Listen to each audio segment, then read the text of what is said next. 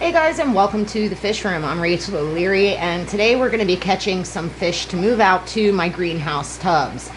Now, it's still a little bit chilly in the yard to be able to move out fish, but in the greenhouse, the temperatures in the morning in the tubs have been in the very high 60s. So I'm going to choose a bunch of fish that can take a wide range of temperatures, since this summer things will get pretty warm in there. I think today we're going to move out my least killies, my Danio tinwini or gold ring Danios, and maybe even some of the Danio kyathit and my Oryzius wolwere. So let's go catch some fish and take a look around and get started with our day. I've caught 3 groups of fish to start with. These are Brachydanio kyathit. There's a male and 3 females in there. Now I do plan on adding more of these. I just didn't feel like spending the time to catch all of them. And then I grabbed a group of least killies, Heterandria formosa. These are an exceptional fish for a very small aquarium as well as for summer tubbing. And then I grabbed a group of Danio tinwini, the gold ring Danios. In general, I find Danios to be the most versatile fish for out in the tubs other than white clouds. Again, I will be moving my white clouds out. I am simply waiting for the yard tubs to be warm enough. But we have the kyathits,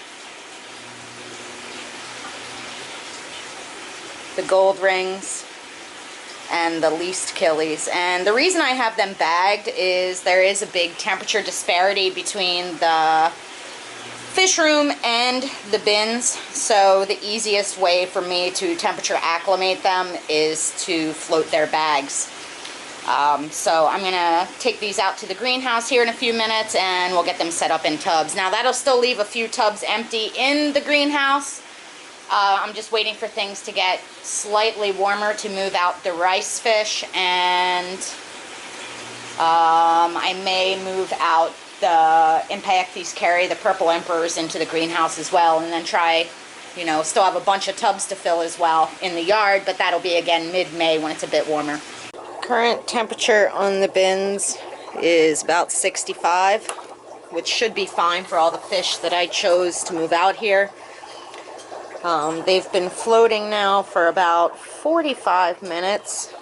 Generally speaking, the bins go up about 10 at least degrees during the day, so I think that everyone should do fine being out here at this time.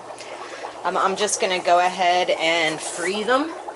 There's quite a lot of microcrustaceans that have already colonized these tubs. Here we have our least killies. Those were the tinwini.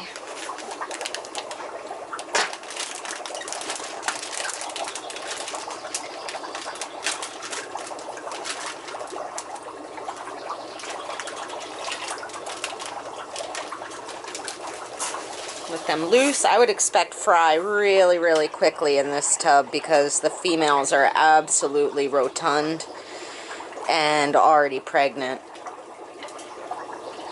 Then we just have to free our Brachydanio kyathit, which are leaping around in the bag like madmen.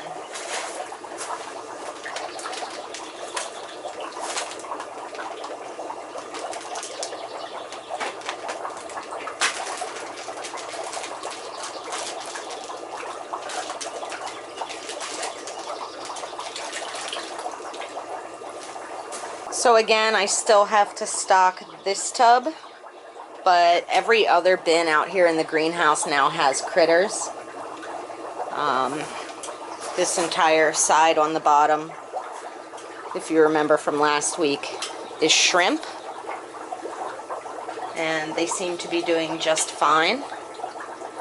And now we have fish on this other side, and again, once it's just a couple degrees warmer, I'll probably stick the Oryzius wolwere out in that bin there. Or maybe those carry tetras, I don't know yet.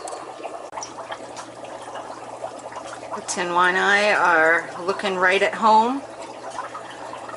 in that back corner. So because it's Thursday, I need to get back to work. I'm hoping to shoot a bunch of footage for you guys on a bunch of spawns in the fish room, as well as give you an update on some of the various critters around the fish room.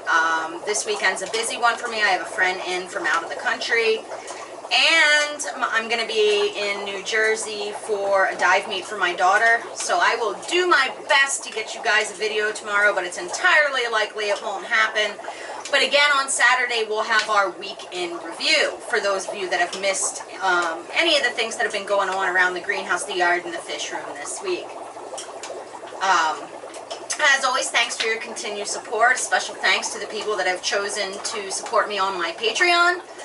It's made a huge difference. I was able to purchase one of the shade cloth sets for my greenhouse here, which we'll be installing next week. Now, I opted to not cover the entire greenhouse. I sort of want to see how much of a difference it makes before I put in the investment for all three of the shade cloth kits that I'll need. But lots of exciting things are happening, lots of things are going on, and I can't wait to get back to work. As always, make sure you're subscribed and have that notification bell on so you don't miss any of my upcoming videos.